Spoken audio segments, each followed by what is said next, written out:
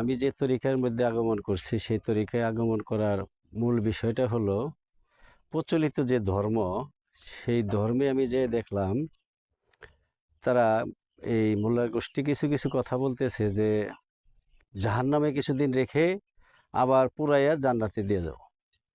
তখন আমার গুরু হাসিবুল হক চিশতির কিছু আয়াত দেখলাম, কোরআন বাই করলাম, বাই করে দেখি যে না, যে চিরস্থায়ী জান্নাতে যাবে সে চিরস্থায়ী জান্নাত, যে জাহান্নামে যাবে সে চিরস্থায়ী জাহান্নামে যাবে। তখন থেকে আমি আমার গুরুর প্রতি আকৃষ্ট হই, তখন তার কাছে এসে বায়াত গ্রহণ করি। এখন আল্লাহ সূরা ইউনূসের ১০০ নম্বর আয়াতে বলতেছে, আমার অনুমতি ব্যতীত কাহারও পক্ষে ঈমান আনা সম্ভব নয়, যতক্ষণ পর্যন্ত না বোঝেন তাহার উপর আযাব চাপিয়ে দেই।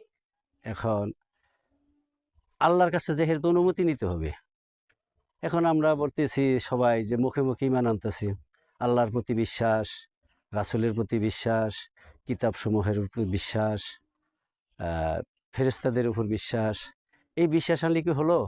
কিন্তু আল্লাহ তো তাৎক্ষণিক আবার আরেক আয়াতে বলতেছে, আয়াতের নাম্বার মনে থাকে না আমার, বলতেছে, তুমি মুখে মুখে ঈমান আনছো বিদায় তোমাকে ছেড়ে দেব, তোমাকে পরীক্ষা করা হবে না। সূরা আনকাবুতের ২ নম্বর আয়াত। হ্যাঁ, সূরা আনকাবুতের ২ নম্বর আয়াত। কিন্তু আমি দেখতেছি যে আসলেও আল্লাহর কাছ থেকে অনুমতি আনতে হবে। সেটা কিভাবে?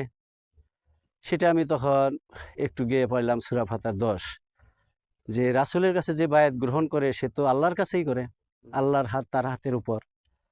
যেই ওয়াদা পূর্ণ করে তাকে অচিরে এই মহাপুরস্কারে পুরস্কৃত করব, আর যে এই ওয়াদা ভঙ্গ করে তার দায়ভার তারই উপরে বর্তাবো। আমি এখান থেকে দেখলাম তো আল্লাহর কাছে বায়াত তো আমি ওইভাবেই নিতে হয় রাসূলের মারফত। যেমন আল্লাহ সূরা নিসার ১৩ নম্বর আয়াতে বলতেছে, আল্লাহর সীমারেখা, হ্যাঁ, আল্লাহর সীমারেখা হলো রাসূল পর্যন্ত। রাসূলের আনুগত্য করলো যারা, তাদেরকে আমি ভেস্তে দেব।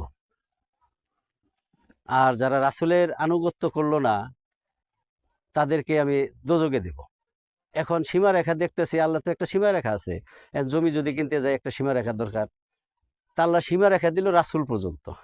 এখন রাসূল বিনে এই ইহকালে কোনো ফায়দা হয় না।